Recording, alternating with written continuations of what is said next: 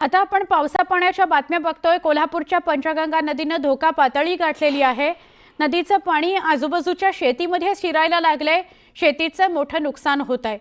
दुसरीकडे कोल्हापूरमधील रंकाळा आणि पंचगंगा नदीच्या पुराची विहंगम दृश्य न्यूज 18 लोकमतच्या प्रेक्षकांकरता कॅमेरामध्ये कैद झालेली आहेत।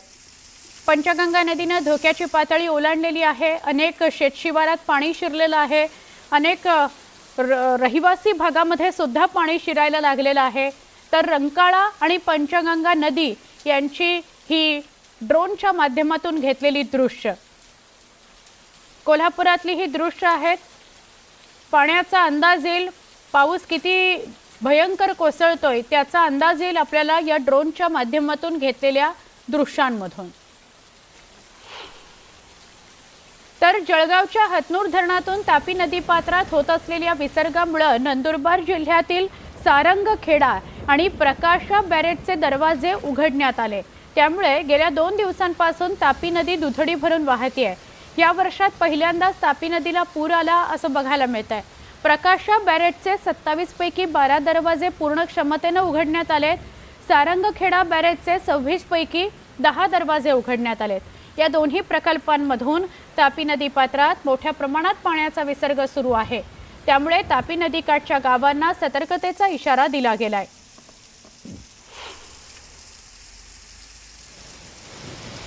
तर पुण्यातली दृश्य, पुण्याच्या भोर तालुक्यातील नीरा खोऱ्यातील नीरा देवघर धरण पूर्ण क्षमतेने भरलेलं आहे। गेल्या 3 ते 4 दिवसांपासून सुरू असलेल्या मुसळधार पावसामुळे धरणाचे 5 दरवाजे उघडण्यात आले। धरणातून पाण्याचा विसर्ग वाढलाय, त्यामुळे नदीकाठच्या गावांना सतर्कतेचा इशारा देण्यात आलाय। पण धरणाच्या पाणीसाठ्यात वाढ झाल्याने स्थानिकांचा पाण्याचा प्रश्न मात्र मिटलेला आहे।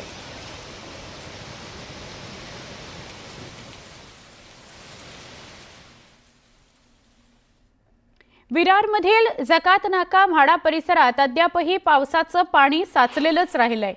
पाणी ओसरलं नसल्याने नागरिकांना नाईलाजाने ट्रॅक्टरने प्रवास करावा लागतोय। त्यामुळे पालिका प्रशासनाविरोधात प्रचंड नाराजी नागरिकांनी व्यक्त केलेली आहे।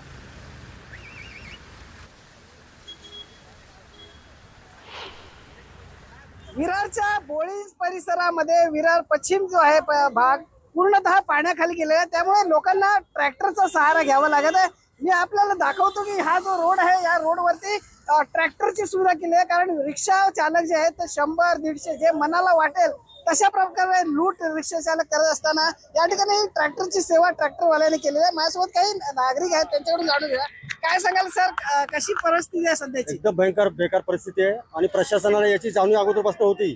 जर अशी जी परिस्थिती झाली तर इथं काय निर्माण होऊ शकते परिस्थिती, कोणती त्याचा काही विचार केलेला दिसत नाही। ह्याच्यानंतर तरी प्रशासनाने जागं व्हावं आणि याच्यावरती काहीतरी चांगला मार्ग काढावा। काय वाटतं, महानगरपालिकेची परिवहन सेवा कुठेतरी ठप्प झालेली आहे? ठप्प होणार, पाणी जाण्यासाठी रस्तेच नाहीत। आता ट्रॅक्टरचा सहारा घेण्यासाठी काय लागतो आपल्याला, तेवढ्यासाठीच। तुम्ही काय सांगाल, कुठे चाललेत? वर्षानुवर्ष प्रशासन गरीब नागरिकांची हेच हालत बघून त्यांच्याकडे दुरावा करते आणि पाठपुरावा त्यांना काहीच नाही। आणि काय करून जे NDRF जे अग्निशमन दलाचं आहे ते नागरिकांना मदत करते, जे नागरिक कुठे अडकलेले आहेत त्यांना सहकार्य करते। आणि रिक्षावाले 100-150 नागरिकांना कुठे काय जरा सहकार्य करत ते त्यांच्या परिस्थिती काय सांगायचं आता, काय सांगायचं का नाही। रिक्षावाले पण फायदा उचलते, 100 घेते, 50 घेते, काय हे आहे का? काहीतरी तर परिस्थिती समजायची ना लोकांची।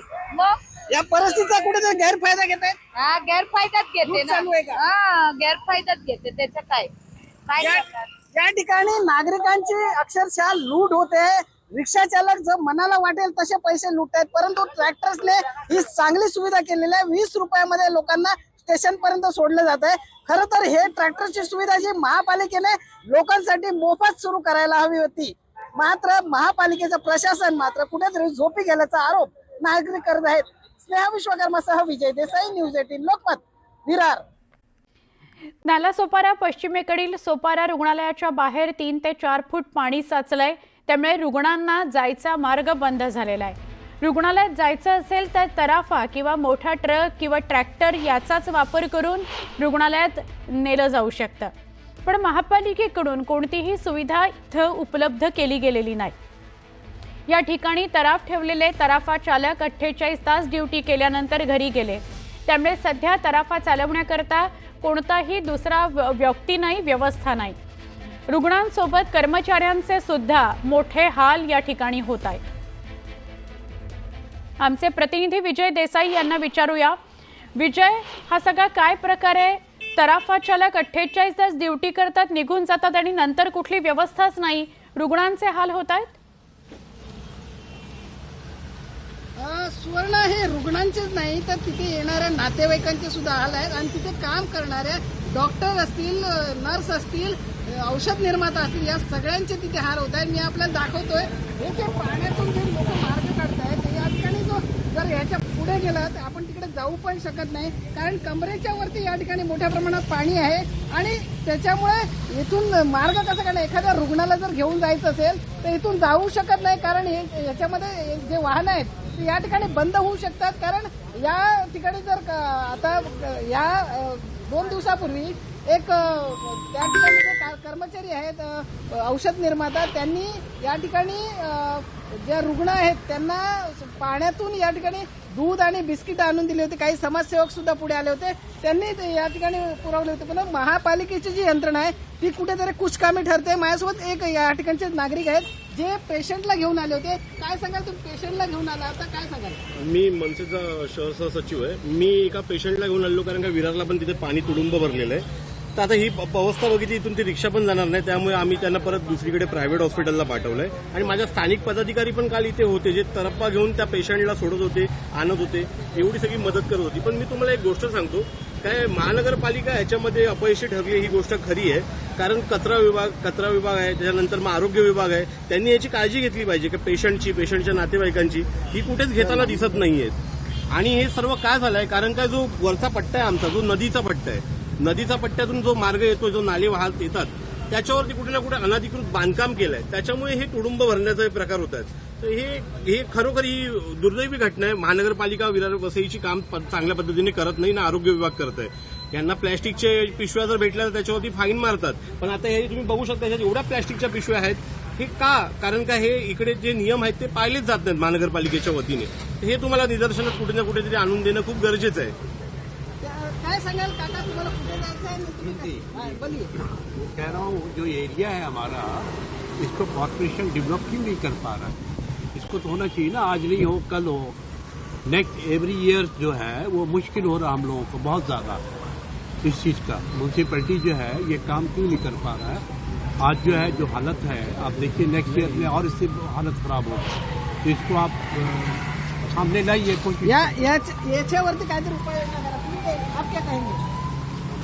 एरिया में हमारा फ्लैट है और महानगर पालिका खाली वादे करती है कि हम करेंगे, लेकिन कोई कुछ करता नहीं है.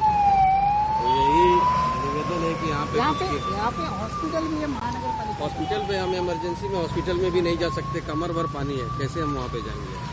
तो इमरजेंसी भी हम कहीं जा नहीं सकते. तो आप क्या कहेंगे?